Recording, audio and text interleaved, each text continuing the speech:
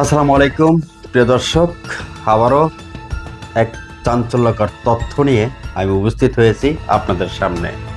তবে এবার দেখানোর চেষ্টা করব মানুষকে বা সাধারণ জনগণকে কিভাবে ধোঁকা দিচ্ছে, এমনকি বিভিন্ন প্রোডাক্ট বানিয়ে বিষাক্ত খাবার তৈরি করে আপনাদেরকে প্রতিনিয়তই মৃত্যুর মুখে আস্তে আস্তে ঠেলে দিচ্ছে।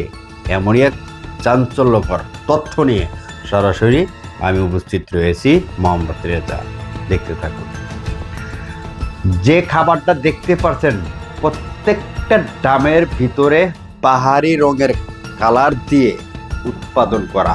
মূলত এটা একটা মিক্স করা আটা বা ময়দা, চিনি, এমনকি বিষাক্ত রং বা কেমিক্যাল, এ ধরনেরই সব কিছু পণ্য একত্র করেই আপনাদেরকে বিভিন্নভাবে তারা প্রতারণা করে বাজারে ছাড়ছে সাধারণ জনগণের কাছে। আর এগুলোই স্কুল, কলেজ, এমনকি রাস্তাঘাটে প্রত্যেকটা দোকানেই আপনি পাবেন। কোনো সময় স্কুলে যে বাচ্চারা জেলি খায়, ওই জেলি কোথায় থেকে কিভাবে উৎপাদন হচ্ছে বা কতটুকু মানুষের খাবারের উপযোগী, অবশ্যই দেখতে হবে। দেখেন, এখানে সব ধরনের পণ্য তৈরি করা হয়, তবে এই পণ্য খাবারের উপযোগী কিনা সেটাও দেখার বিষয় আছে। এখানে পাবেন যে আমের জুস নামে একটা প্যাকেট বিক্রি হয়, বা বর্তমানে প্রত্যেকটা দোকানে আপনি দেখতে পারবেন যে বিভিন্ন বাহারি ব্র্যান্ডের যে জুস নাম বিক্রি করে সাধারণ বাচ্চা পোলাপানের হাতে দিচ্ছে। কিন্তু আপনারাও ভুল করছেন, এগুলো কি খাওয়াচ্ছেন বা এগুলোই খাবারের উপযোগী কিনা।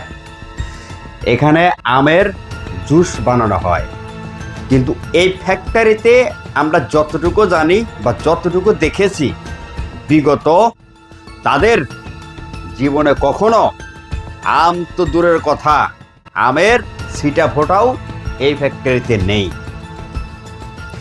এখানে পাবেন সব ধরনের পণ্য, যেমন আমের জুস, এমনকি জেলি, যেটা বাচ্চারা খাবার বা সুস্বাদু একটা খাবার হিসাবে ব্যবহার করে।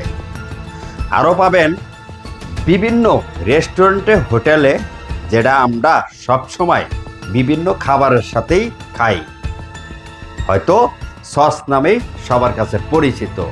তবে এই সসও কীভাবে বিক্রি করা হয় বা কীভাবে জাল দেওয়া হচ্ছে, এই জিনিসটা আপনারা খেয়াল করবেন যে মূলত এগুলো কিভাবে উৎপাদন করছে আর মানুষের সাথে কিভাবে প্রতারণা করে হাতিয়ে নিচ্ছে লক্ষ লক্ষ টাকা। এই ফ্যাক্টরির যে মালিক নজরুল ইসলাম, তার সাথে একাধিক যোগাযোগ করেছি। এগুলো কিভাবে বা অনুমতি আছে কিনা, বা সাধারণ মানুষকে আপনি এভাবে খাওয়ানোর চেষ্টা করছেন বিষাক্ত খাবার, কিন্তু তার সাথে যোগাযোগ করা সম্ভব হয়নি। তবে আমরা ঘটনাস্থলে গেলে চেষ্টা করি বিভিন্ন প্রশাসনের সাথে যোগাযোগ করে এই ফ্যাক্টরি বা ইন্ডাস্ট্রি বন্ধ করে দেওয়ার জন্য। একাধিকবার প্রশাসনের সাথে যোগাযোগ করতে গেলেও আমরা যোগাযোগ করা সম্ভব হয়নি।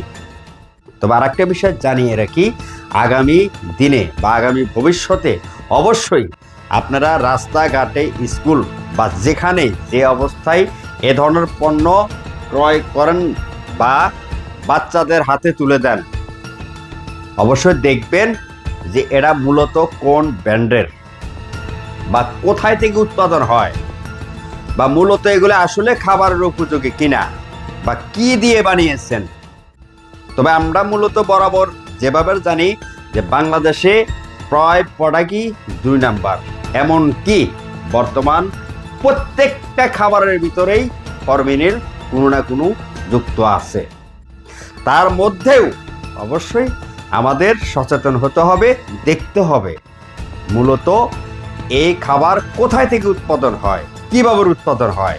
আর যদি এভাবে রং কেমিক্যাল দিয়ে, আটা ময়দা দিয়ে এ ধরনের খাবার যদি উৎপাদন করা হয়, আবার সেগুলোই আমরা ক্রয় করে বাচ্চাদের হাতে তুলে দিচ্ছি, তাহলে তো আস্তে আস্তে ওই বাচ্চার কতটুকু ক্ষতি হচ্ছে আপনি কল্পনাও করতে পারবেন না। জি, মূলত এই ফ্যাক্টরির নাম আসিয়ান। চান্দিনা দেবিদ্বার রোডে যাইতে আপনি দেখতে পারবেন হাতের ডান পাশে ওপেন সরাসরি হাজার মানুষের ভিড়েই এই ইন্ডাস্ট্রিটা পরিচালনা করা হচ্ছে। এমনকি প্রশাসনও এগুলোই আমার মনে হয় জানে, কারণ এই জনসম্মুখে হাজার লোকের ভিতরে যদি এত বড় একটা প্রতিষ্ঠান পরিচালনা করতে পারেন, মানুষের সাথে ধোঁকামি করতে পারেন, তাহলে এখানে আর কেউ না জানার বাকি নেই। তবু একাধিক সূত্রে জানতে পারছি যে এই ফ্যাক্টরি বা এই ধরনের নকল পণ্য বন্ধ করার জন্য বিভিন্ন সাংবাদিক বা বিভিন্ন মহল থেকে বন্ধ করার জন্য জোর দাবি জানালেও এখন পর্যন্ত এই ইন্ডাস্ট্রি বন্ধ করার মতো সম্ভব হয়নি। কারণ মূলত দেশে বর্তমান যারাই দুর্নীতি করে যাচ্ছে, হাতিয়ে নিচ্ছে কোটি কোটি টাকা, তাদের ক্ষমতার বা বিভিন্ন মহলে বিভিন্ন জায়গায় আছে হাত, যার কারণে তাদের সাথে সরাসরি পেরে ওঠা যায় না। তবে অন্তত আমরা সচেতন করতে পারি এই ধরনের নকল প্রোডাক্ট থেকে বা এই ধরনের বিষাক্ত খাবার থেকে অবশ্যই দূরে থাকব আমি, এমনকি আমার আশেপাশে যারা আছে বা শিশু বাচ্চাদেরকেও দূরে রাখার চেষ্টা করব। আর এই ধরনের ঘটনা আশেপাশে আপনার যে কোনো ঘটনা আমাদেরকে দিয়ে সহযোগিতা করুন, আমরা তুলে ধরব, চেষ্টা করব জাতি এমনকি এ সমাজ, সাধারণ মানুষ, আপনার সন্তান, আমার সন্তান সবাই সুরক্ষিত থাকুক। এমনকি কি খাচ্ছি বা না খাচ্ছি অবশ্যই দেখে শুনে এই প্রোডাক্ট কোথায় থেকে উৎপাদন হয়েছে তারপরে ক্রয় করার চিন্তা ভাবনা করব। আগামী পর্বে এই ধরনের সত্য ঘটনা নিয়ে আমি সরাসরি উপস্থিত থাকব। এর আগে ভালো থাকবেন, ভালো রাখবেন। আল্লাহ হাফেজ।